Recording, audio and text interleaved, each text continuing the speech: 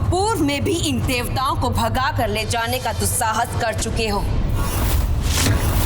तुम्हें तो यथाशीघ्र बंदी बना लेना ही सर्वथा उचित है।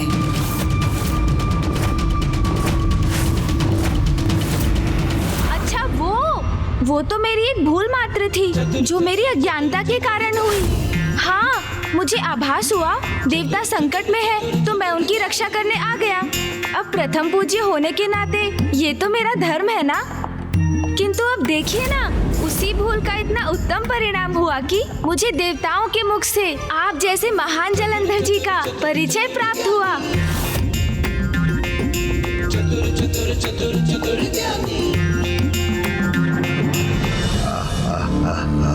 मेरी महानता का प्रचार हुआ हो जिससे अनुचित नहीं, ये विचित्र गजमुख बालक उचित कहता है। भगवान सर्वश्रेष्ठ जलंधर प्रसन्न हुआ। भैया, और मैं तो यहाँ नवीन भगवान महान जलंधर का अभिवादन करने आए हैं। शिव पुत्र भी मेरा नमन कर रहे हैं। शिव का समय गया, अब जलंधर का समय है। किंतु भैया, देवराज इंद्र ने तो जलंधर जी को लेकर कुछ और ही कहा था, है ना? हाँ गणेश, कहा तो था। अब मैंने क्या कहा था प्रथम पूज्य गणेश जी? क्या कहा था इसने? कैसे कहूँ, किंतु कहना तो पड़ेगा ही। देवराज इंद्र कह रहे थे भगवान जलंधर भगवान जैसे नहीं है, किंतु जलंधर जी, उनका कथन सत्य नहीं है, सत्य तो आप हैं। हाँ,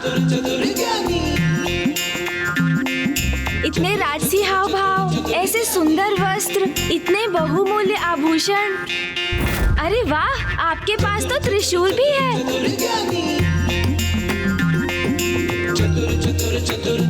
है ना भैया?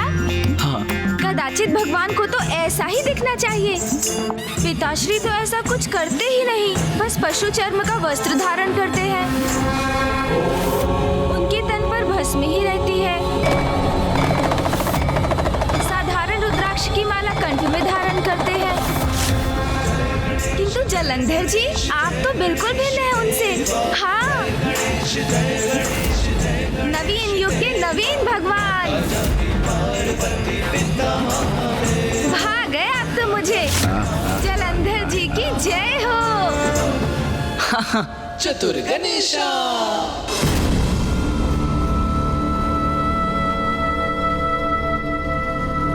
अच्छा, तो अब जलंधर जी ये भी बता दीजिए कि भैया और मेरा निवास कहाँ होगा?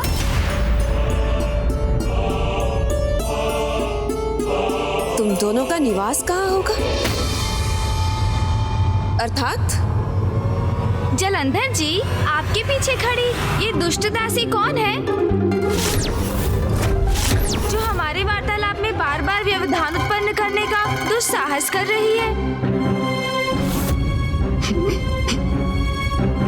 आप जैसे भगवान को दासियों को इतनी स्वतंत्रता देना उचित नहीं जलंधर जी।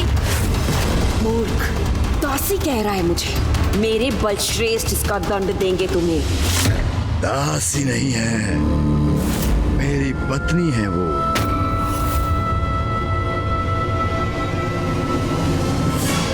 अच्छा, जो भी है, आप हमें हमारा कक्ष दिखा दीजिए। भैया और मैं वहाँ जाकर थोड़ा विश्राम करेंगे।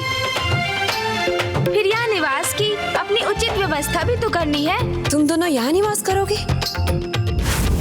देवराजेंद्र, आपने इन्हें नहीं बताया क्या? क्षमा कीजिए प्रथम पूज्य गणेश जी, मैं भगवान जी को बताने ही वाला था, किंतु वो अच्छा, समय नहीं मिला आपको? कोई बात नहीं, मैं बता देता हूँ। जलंधर जी, मैं प्रथम पूज्य हूँ और मेरे भैया कार्तिकेय देव सेनापति। किंतु अब आप ही नवीन भगवान हैं, तो हम दोनों का आपके साथ ही निवास करना उचित है। ये शिव पुत्र यहाँ क्यों निवास करना चाहते हैं? शरणागत को ठुकराना तो भगवान के लिए उचित नहीं, किंतु इन पर मुझे विश्वास भी नहीं। भैया, मुझे प्रतीत होता है कदाचित जलंधर जी हमारे निवास के विचार से प्रसन्न नहीं। उचित है, कोई बात नहीं। चलिए हम अपने कैलाश लौट चलते हैं भैया। हाँ गणेश, चलो। वहाँ हम पिताश्री के साथ रहेंगे और वहीं से हमारे समस्त कार्य भी करेंगे। मैं भावी युद्ध के लिए पिताश्री के सुझाव से रणनीति की रचना भी किया करूंगा। जलंधर जी कोई बात नहीं, किंतु आप जैसे नवीन भगवान से भेंट कर मुझे बहुत आनंद आया। भैया और मैं अपने दायित्व निभाने में अत्यंत व्यस्त रहते हैं, किंतु जब भी समय होगा हम पुनः आपसे भेंट करने चले आया करेंगे। अब आप हमें अनुमति दीजिए। प्रथम पूज्य और देव सेनापति तो अत्यंत महत्वपूर्ण देवता हैं। ये दोनों यहाँ रहेंगे तो मैं इनके सभी कार्य प्रभावित कर सकता हूँ। यदि ये कैलाश लौट गए तो वो शिव इनकी योजनाएं निर्धारित करेगा।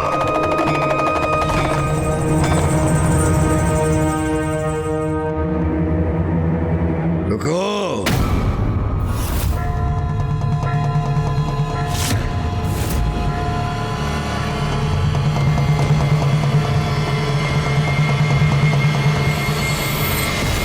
भगवान अपनी शरण में आए अपने भक्तों को अपना शरणागत बनाता है। उचित है तुम दोनों यही निवास करोगे।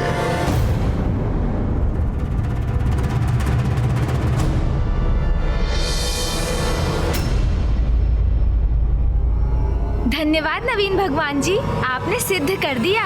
आप तो वास्तव में ही महान है। महान ही नहीं, महानतम हूं मैं सर्वश्रेष्ठ भगवान जलंधर। अब तुम सभी यहाँ से प्रस्थान करो। भगवान सर्वश्रेष्ठ जलंधर विश्राम करने के इच्छुक। स्वयं को भगवान कहने वाले जलंधर, अब आपका अहंकार ही आपको विनाश की ओर धकेल देगा। जितना विश्राम करना चाहते हो कर लो जलंधर, क्योंकि अब शीघ्र ही तुम्हारा संकट काल प्रारंभ होगा।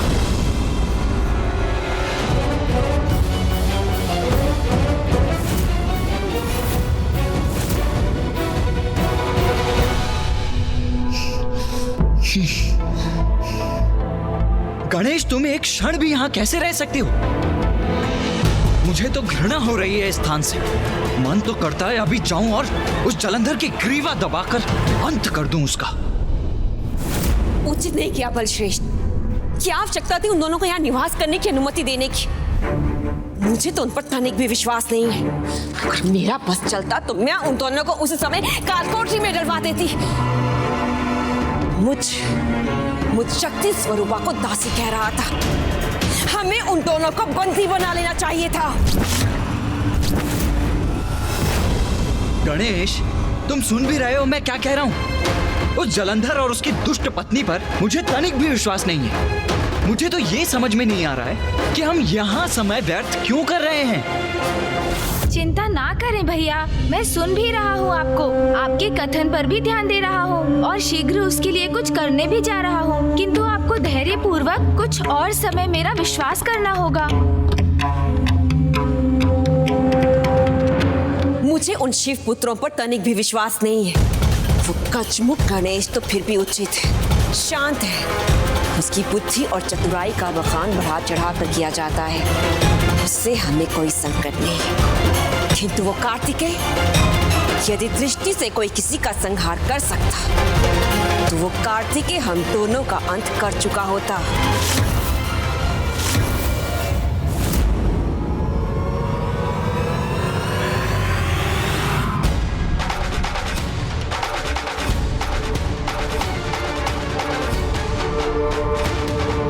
क्या गणेश, अब तुम गीली मिट्टी के साथ क्रीड़ा कर रहे हो? तुम करना क्या चाहते हो? कुछ समझाओगे मुझे?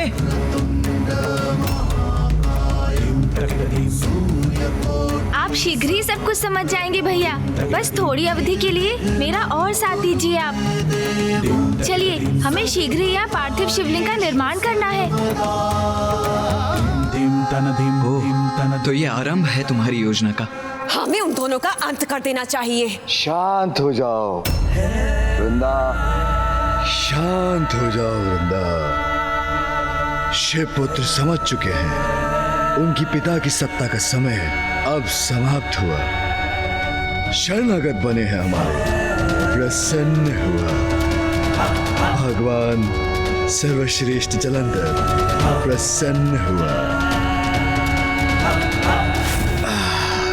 और तुम्हें भी प्रसन्न होना चाहिए। उनके हमारे शरण में आने से तो प्रमाणित हो चुके हैं कि सृष्टि में एकमात्र भगवान मैं, शक्ति तुम।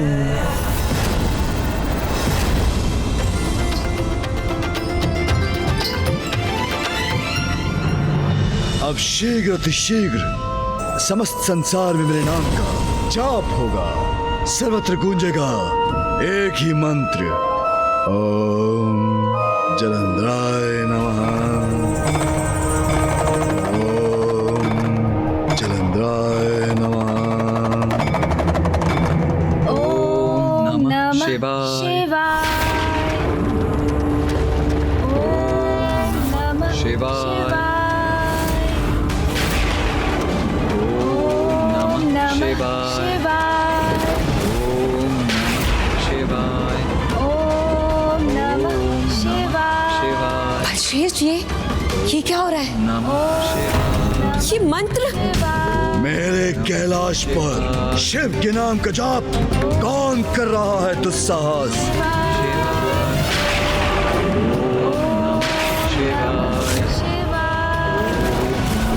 शिवाय। बलश्रेष्ठ, ये स्वर तो भवन के भीतर से आ रहा है। कोई भीतर ही हमारे साथ घात कर रहा है। कभी सहन नहीं करूंगा। मेरे भवन में मेरे विरोधी के मंत्रों का जाप मृत्यु निकट है उसकी। मसल कर रख दूंगा। अभी की अभी। कहाँ से आ रहा है स्वर? ओम शिवाय। शिवाय। शिवाय। ओम नमः शिवाय। शिवाय। ओम नमः शिवाय। इसी कक्ष के भीतर से आ रहा है स्वर। ओम नमः शिवाय। नमः शिवाय। नमः शिवाय। ओम नमः शिवाय। ओम नमः शिवाय। नमः शिवाय। ओम नमः शिवाय। ओम नमः शिवाय। ओम नमः शिवाय। नमः शिवाय। शिवाय। ओम नमः शिवाय। शिवाय। ओम नमः शिवाय। ओम नमः शिवाय। शिवाय। मैंने आपसे कहा था बलश्रेष्ठ शिवाय। कि इन शिव पुत्रों पर विश्वास करना उचित नहीं है, क्योंकि इन पर विश्वास में भी विष का ही वास है। और इसी विष के बीज ये शिव मंत्र का जाप करके बो रहे हैं। बलश्रेष्ठ, ये आपकी प्रभुता, आपकी सत्ता के प्रति अविश्वास जगाने का प्रयास कर रहे हैं। उचित कह रही हो वृंदा। विषदंश के समान प्रतीत हो रहा है मुझे ये स्वर। इस सपोले अवश्य मुझे यहाँ टसने का विचार लेकर आए हैं। बंद करो इस शिव के मंत्र का जाप। अभी की अभी अभी।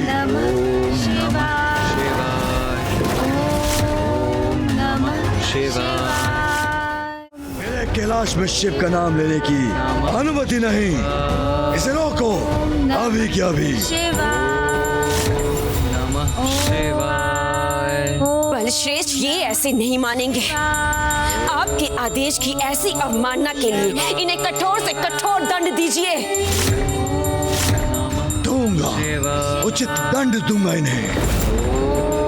नमः शिवाय। इस दुष्ट गजमुख गणेश के कान खींच कर खड़ा करता हूँ। शिव मंत्र का जाप करना तो क्या, उसे सुनना भी भूल जाएगा।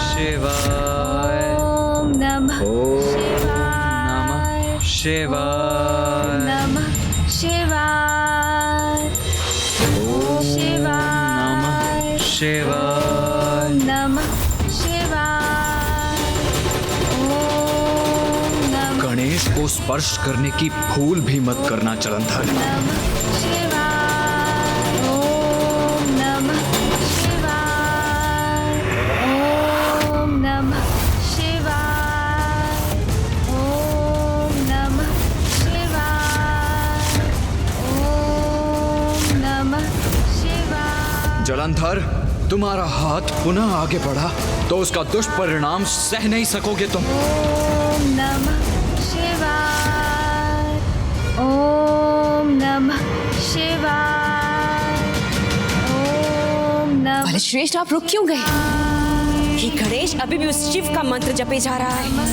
शिवाय। आप इसे दंडित करने में झिझक क्यों रहे हैं? संकोच का तो कोई स्थान ही नहीं। दंडित तो अवश्य करूंगा इस गजमुख बालक को, अभी की अभी। ओम नमः शिवाय। भैया,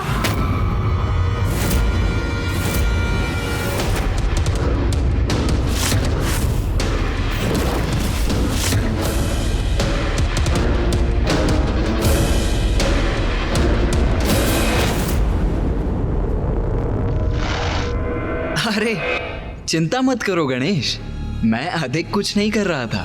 मैं तो मात्र इन्हें घंटी ध्वनित करने का अवसर प्रदान कर रहा था। घंटी तो ध्वनित हो चुकी है दुस्साहसी शिवपुत्र।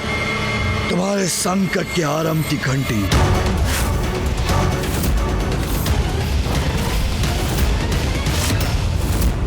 उचित किया गणेश, जो तुमने अपने भ्राता को रोक दिया, अन्यथा तुम्हारे साथ साथ इसके भी कान खींचता, ढकेल के अपने भवन से पार कर देता अपने कैलाश से। अभी क्या भी। जलंधर जी, हिंसा से कभी किसी समस्या का समाधान कहाँ हुआ है? इस प्रकार उत्तेजित होकर भीतर आने के स्थान पर यदि आप यहाँ शांति से आते, हमारे साथ बैठकर शिव मंत्र का जाप सुनते, तो निश्चित ही आपका क्रोध शांत हो जाता। तभी के तभी। इतना दुस्साहस। मैं भगवान जलंधर तुम्हारे मुख से ओम जलंधराय नमः का जाप सुनने के स्थान पर मैं शिव के मंत्र का जाप करूं? अंतिम चेतावनी दे रहा हूं तुम्हें, या तुम्हें तो क्या, किसी को भी शिव का नाम लेने की अनुमति नहीं। किंतु भगवान का नाम लेने में किसी की अनुमति की क्या आवश्यकता है जलंधर जी? बस बस बस, बहुत हुआ बालक। भूल गए हो क्या? मैं तुम्हारा भगवान हूँ। ये मेरा कैलाश है, मेरा निवास है। मेरी अनुमति से तुम यहाँ निवास कर रहे हो, शरणागत हो, किंतु आभार मानने के स्थान पर मेरे ही निवास में उस शिव का नाम ले रहे हो। द्रोही हो तुम। इसका दुष्परिणाम तुम दोनों को भुगतना होगा, और वो भी अभी की अभी। क्रोध के कारण व्यक्ति अपने वाणी और अंगों से नियंत्रण खो बैठता है, और वही स्पष्ट आपके हाव भाव में भी झलक रहा है। क्या कारण है आपके इस क्रोध का, नवीन भगवान जलंधर जी? नवीन भगवान? नवीन भगवान नहीं, वास्तविक भगवान है सर्वश्रेष्ठ जलंधर। महादेव से भयभीत है क्या? कदाचित महादेव से असुरक्षा का भाव है आपके भीतर, इसीलिए तो आपको बार बार ये जताने और बताने की आवश्यकता पड़ती है कि आप ही वास्तविक भगवान हैं। असुरक्षा का भाव मुझे? हाँ, तो उचित ही तो है। हम महादेव पुत्र यदि अपने पिताजी की पूजा कर रहे हैं तो इसमें आप विचलित क्यों हो रहे हैं? महादेव की पूजा से आपको क्या भय हो सकता है? इन शिवपुत्रों का दुस्साहस तो अपनी सभी सीमाएं लांघ रहा है। जब इन्होंने यहाँ प्रवेश किया था, मुझे तो तभी संदेह हो गया था इन दोनों पर। इन्हें तभी बंदी बना लेना चाहिए था हमें। जब देवताओं ने महादेव को बताया कि आपने स्वयं को वास्तविक भगवान घोषित किया है, तो महादेव तो क्रोधित हुए ही नहीं, वे शांत ही रहे, और उन्होंने पूर्ण आत्मविश्वास से भी कहा कि उनकी वास्तविकता तो सर्वज्ञात है, इसलिए कोई स्वयं को भगवान कहने लगे तो भी इससे उनके सत्य पर कोई प्रभाव नहीं पड़ता। किंतु उनके विपरीत महादेव की पूजा आपको इतना क्रोधित क्यों कर रही है? हाँ हाँ, समझ गया। इन्हें प्रतीत होता है कि यदि कोई महादेव की पूजा करेगा तो ये भगवान नहीं रहेंगे, अर्थात इन्हें तो स्वयं पर विश्वास ही नहीं है। गणेश, बंद करो ये अनर्गल प्रलाप। देखो मुझे, क्या मैं तुम्हें असुरक्षित दिखता हूं? मैं सर्वश्रेष्ठ जलंधर भयभीत कदा भी नहीं, किसी से भी नहीं, चाहे वो तुम्हारे महादेव शिव ही क्यों न हो। सागर की अतल गहराई से सबको परास्त करके बाहर आया हूं मैं, और एक श्रेष्ठ कैलाश का निर्माण ही नहीं किया, अपितु स्वयं को सर्वोच्च भगवान और वृंदा को देवी शक्ति के पद पर आसीन किया। पशु चर्म धारण कर न जाने किसके ध्यान में लीन रहता है तुम्हारा पाखंडी शिव। अब मैं अति शीघ्र उस ढोंगी शिव को उसके स्थान से हटा दूंगा, और तब तुम सभी देवताओं के साथ साथ वो शिव भी मेरी शरण में आकर मेरा अनुयायी बनकर मेरे आदेशों का पालन करने पर विवश हो जाएगा, क्योंकि फिर उसके पश्चात मैं ही सदा सर्वश्रेष्ठ भगवान होऊंगा, वो पाखंडी शिव नहीं।